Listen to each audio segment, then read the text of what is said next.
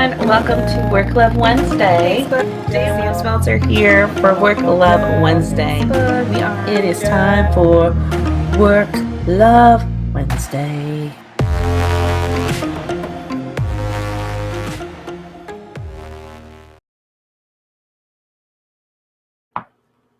Good morning, Facebook.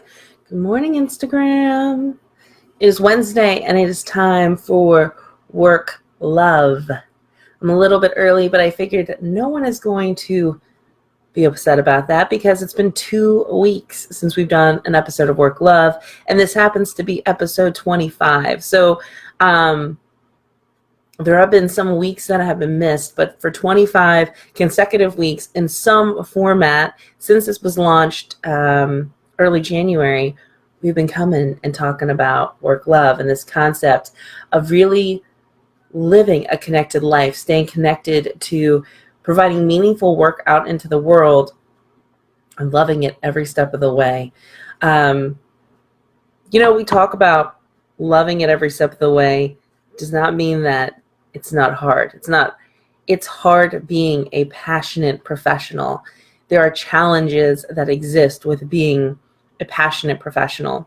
But when you know that you're providing meaningful work out into this world, when you know that you're in the space where you're meant to be,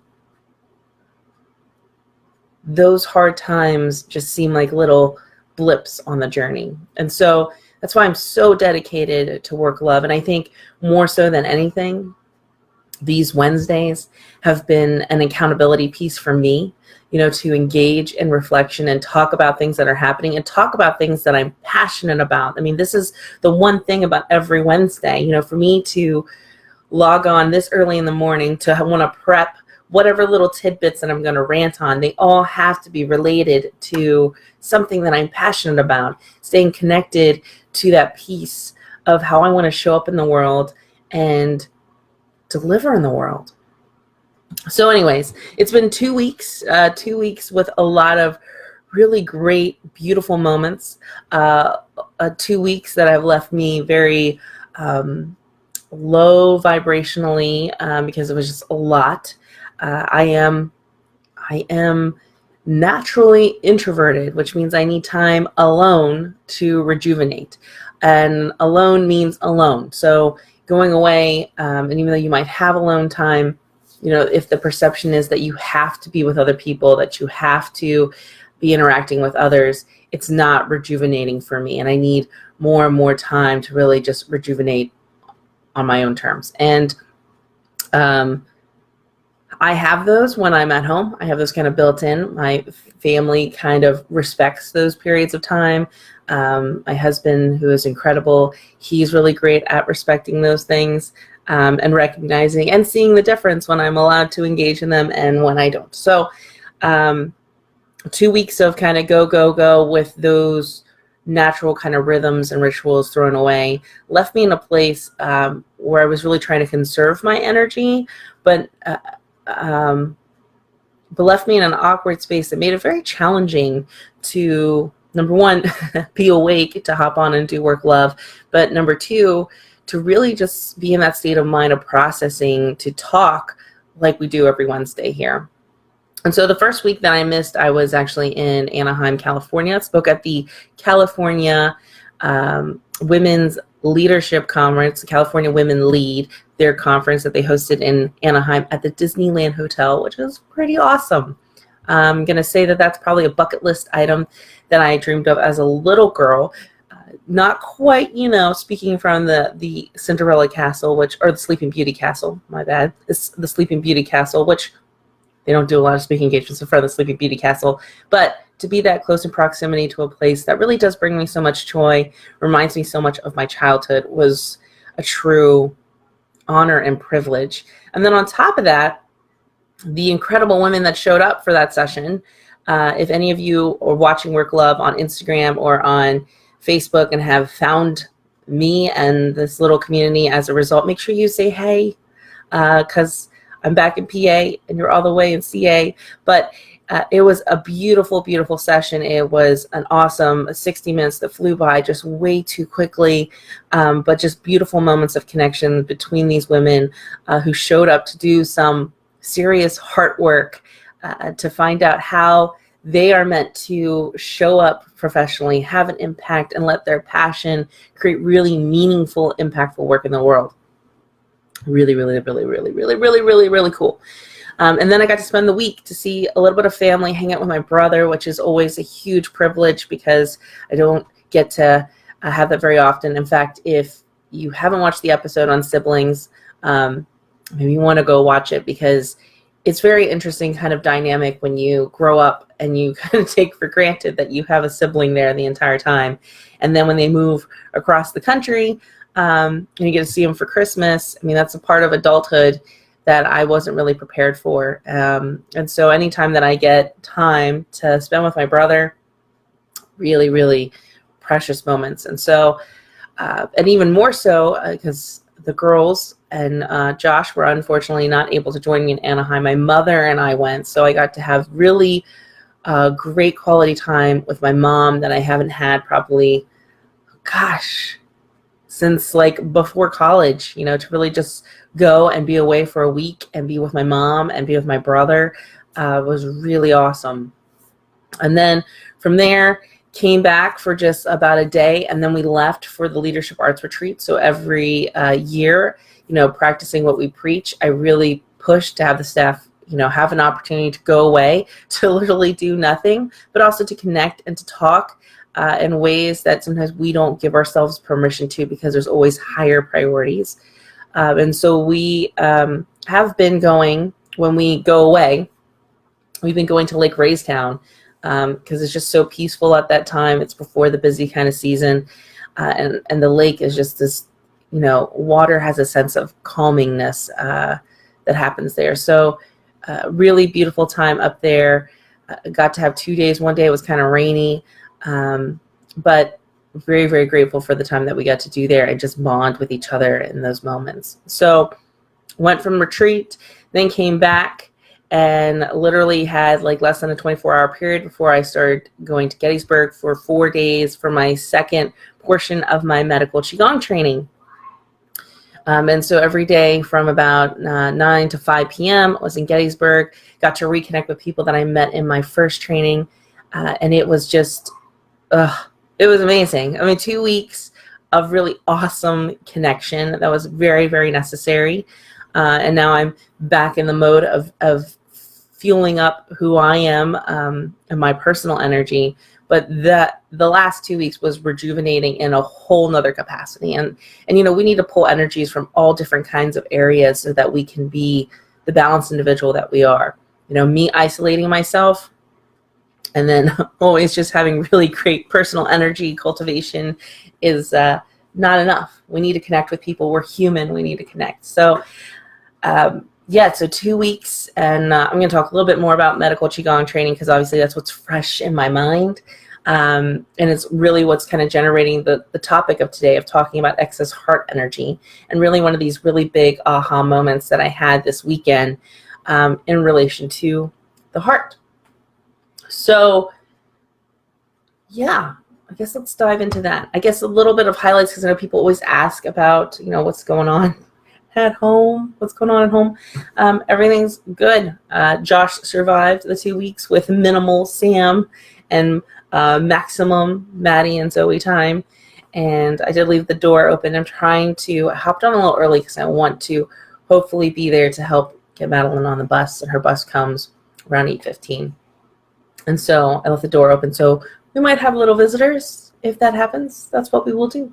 Anyways, so let's talk about this concept about excess heart energy, which, after coming off of 2 weeks and so many things, I was trying to figure out what was resonating strongest with me that I thought that I wanted to share. And this concept I actually shared yesterday with Tony Hernandez. Tony Hernandez and I have a very beautiful habit about when we go through really awesome milestones or monumental moments in our growth or get exposed to some really cool kind of experiences, we kind of debrief with each other. Even though we're not there to share in those experiences together all the time, we do come together and we debrief together, and then kind of bounce back and forth. And it's interesting because we are both growing and evolving in our own individual different ways, but there's a lot of similarities there as well. And so this was a concept that I kind of shared with him because I thought it would resonate with him as well. But it really came alive for me. So before I talk about, really diving into just the heart energy concept, I need to take 2 steps back and just look at the bigger picture of how this relates to medical Qigong. So for those of you that have not heard me already starting to talk about it, because it is it's the thing that I'm really passionate about right now. I'm passionate about a lot of things, but this is the one that I'm really kind of immersing myself in. But when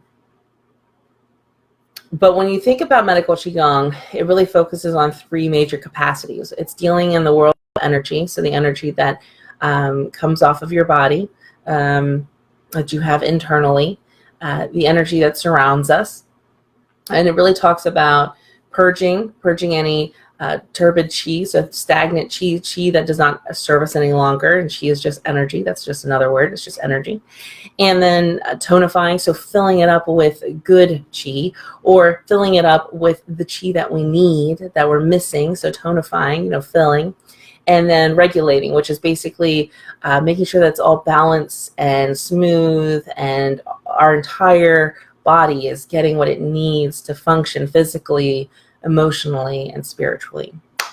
So a lot of the medical Qigong practice focuses around purging, tonifying, and regulating the yin organs, which is traditional Chinese medicine. And yin organs, I talked about this when I went and got my yin yoga certification, because I was fascinated by this. I'm all fascinated by this whole concept of bringing more yin into our life. But the yin organs, 5 of them, and they have complementary yang organs. So for most of your major organs are all kind of touched in this philosophy for medical Qigong.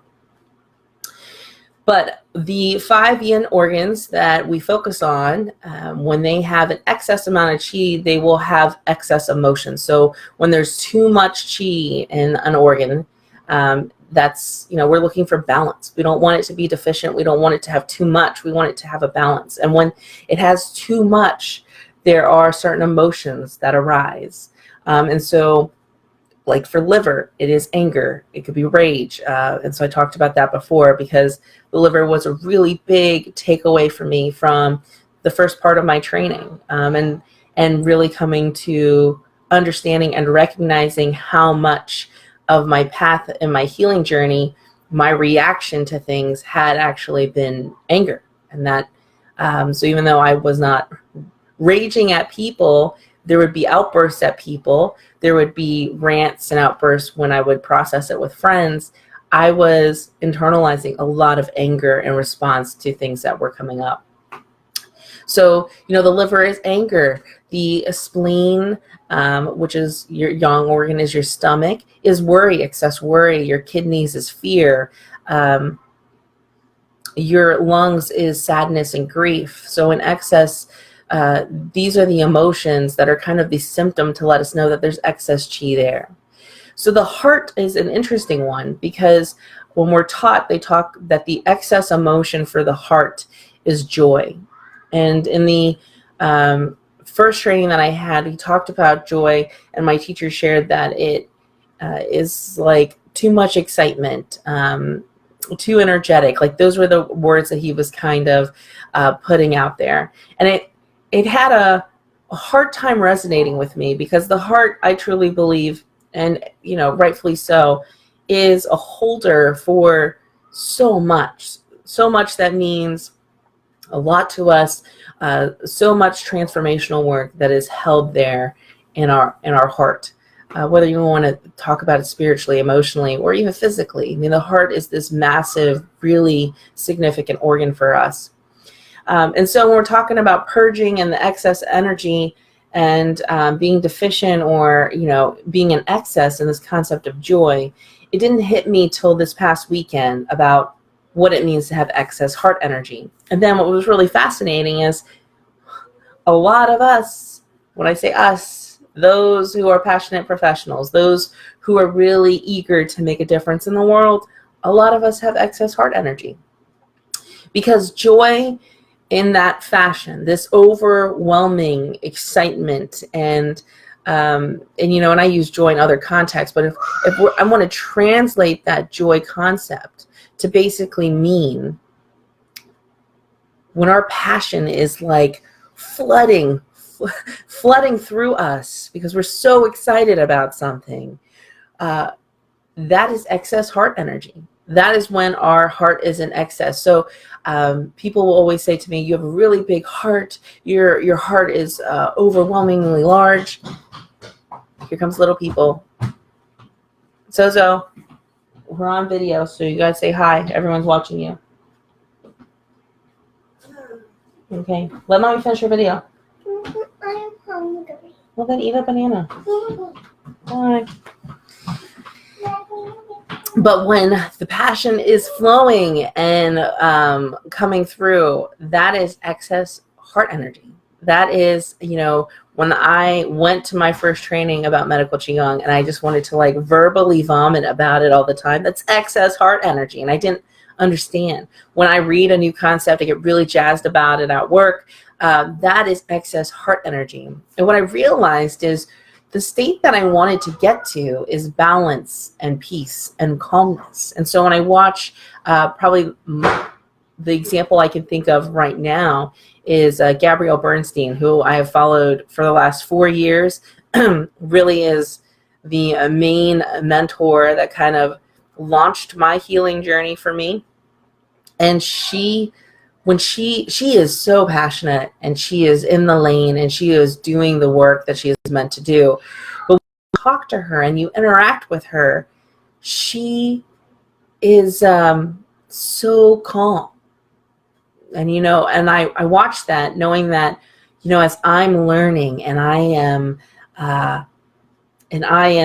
so passionate and excited about all this information that I want to share with the world. I find myself, when I'm listening, I wanted to just share. And even this yesterday, like Tony and I are sharing with each other, and I can't wait to share more. That's excess heart energy. That is a perfect example of when the heart is overwhelmingly filled with chi in a good way. It's overwhelmingly filled with chi for good reasons. But in excess, there's too much that does not serve us. It's not good for us. We have to bring it back down into balance.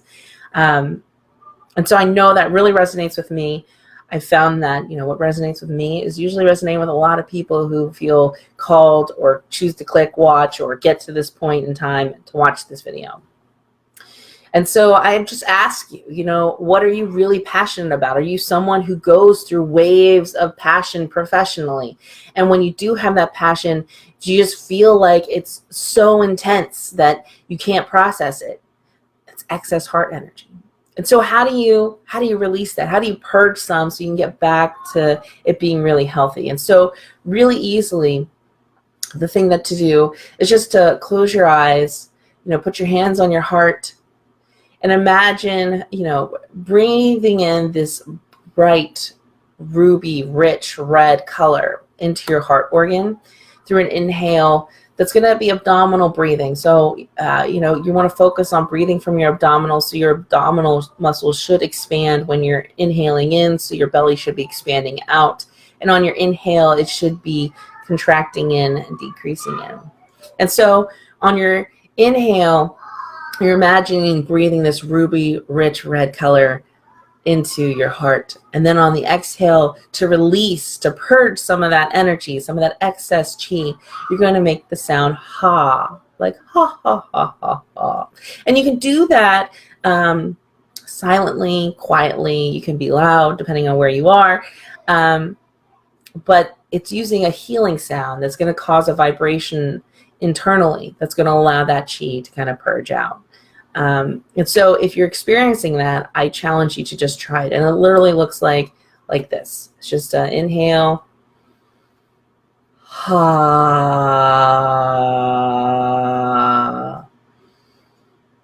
Ha.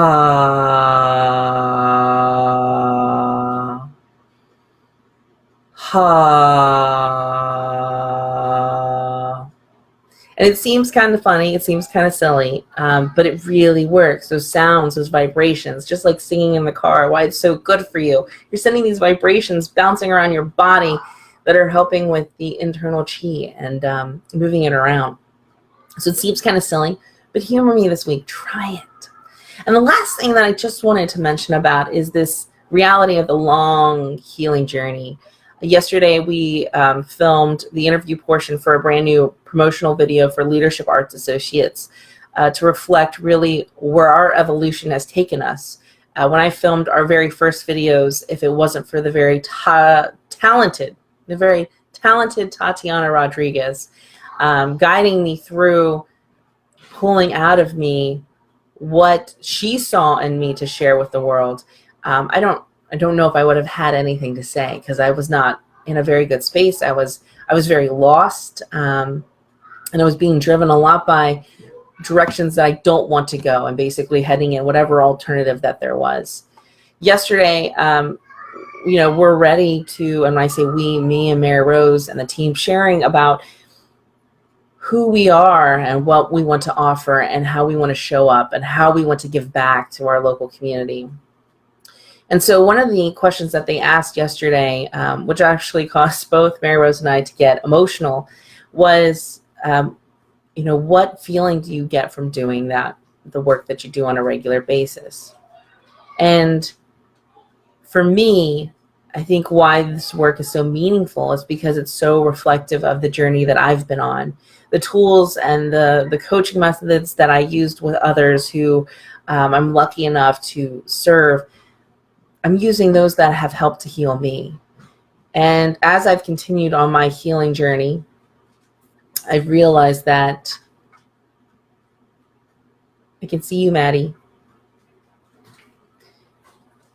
As I continue on my healing journey, the reality and the magnitude of how long and deep it is. So what has happened and accumulated over decades, and returning back to this concept of pure self, which was introduced to me this weekend when I talked about my intention every time that I'm doing any kind of healing work on myself is to rejuvenate and restore myself back to who I was meant to be. And she said, oh, that's what the journey always is, a journey to pure self. And I was like, I love that. The journey to pure self. Outside influences are key. They're instrumental in our learning. These detours that we're taken on empower us and grow us to be able to show up the way that we need to have the impact that we want on the world. The issue is that we get disconnected from the real reason why we're here so early on, that while we're learning all these things, we can't take the lessons and the knowledge and apply it back to what we're supposed to use it for.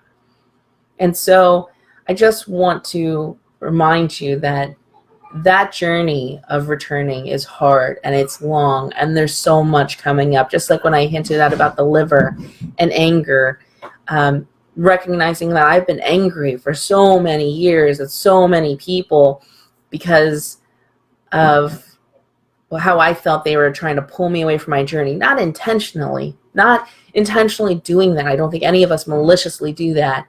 But to me, I had internalized it as people just taking pings that you're not good enough the way that you are and you have to change.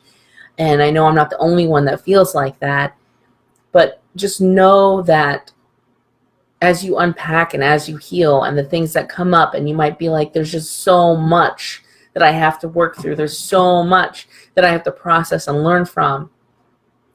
That's the journey. And you continue to have momentum, you continue to move forward, and it's still, that's the journey, that's life, and you will continue. It's not this magical destination you have to get to before you get to deliver. You'll deliver as you're healing and you're learning. And I think that is one of the reasons why it's gratitude and so humbling through the process, because I am so fortunate that I've been able to serve and do what I do on a daily basis while I am still so deep in my journey, so deep in healing, and there's still so much to keep going. So, yeah. So that is my longer little bit episode, because I know I was gone for 2 weeks, to get us back in. And then I'll be back next week, and we're going to be doing this every Wednesday. 7:30, 7:45, join me live on Instagram or Facebook. If you're watching later on, because I know lots of people watch later on, say hello. Even if you send me a private message because you want other people to know that you're watching, that's cool. But sign in, say hello, do hashtag replay. That's really cool too. It's a nice little tag to kind of share me out on social media. But other than that, have a fantastic Wednesday, a wonderful rest of the week, and I will see you around. Bye.